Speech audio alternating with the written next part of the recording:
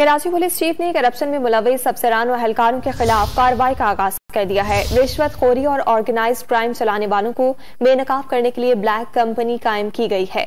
मजीद तफसीलात के लिए बात करेंगे। डॉन न्यूज के नुमाइंदे मिराज अख्तर हमारे साथ मौजूद हैं। मिराज बताएगा किस तरह से तहकीकात का अमल आगे बढ़ाया जाएगा।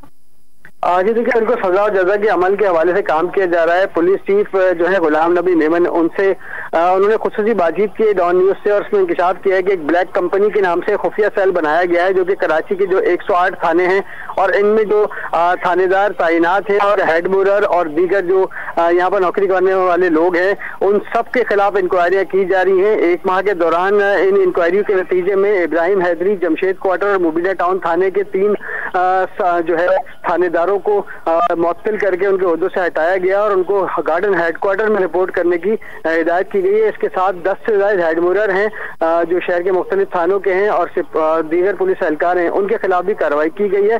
पुलिस चीफ का ये कहना है कि सजा और जजा का अमल बहुत जरूरी है, वरना करप्शन को नहीं रोका जा सकेगा। और जो लोग ऑर्गेनाइज क्राइम का हिस्सा बने हुए हैं पुलिस में, जो अफसरान हैं, अगर वो इस हवाले से अपनी जो मामला हैं उनको अभी देख लें, अगर वो पकड़े गए तो उनके खिलाफ सख्त कार्रवाई होगी और आइंदा वो SHO लगने के काबिल नहीं रहेंगे, क्योंकि उनमें एक ऐसा लेटर भी लिख के दिया जा रहा है जिसमें जो भी अफसर करप्शन में मुलविस निकलेगा वो दोबारा थानेदार नहीं लग सकेगा शहर के किसी भी थाने में।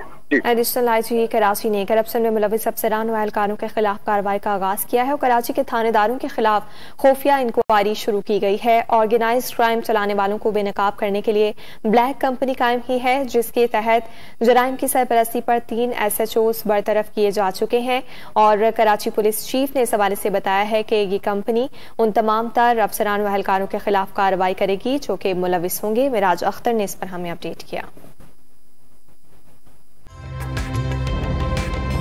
ताज़ा तरीन वीडियोस के लिए हमारा YouTube चैनल सब्सक्राइब करके बेल आइकन प्रेस करिए ताकि आपको मिले हर अपडेट सबसे पहले।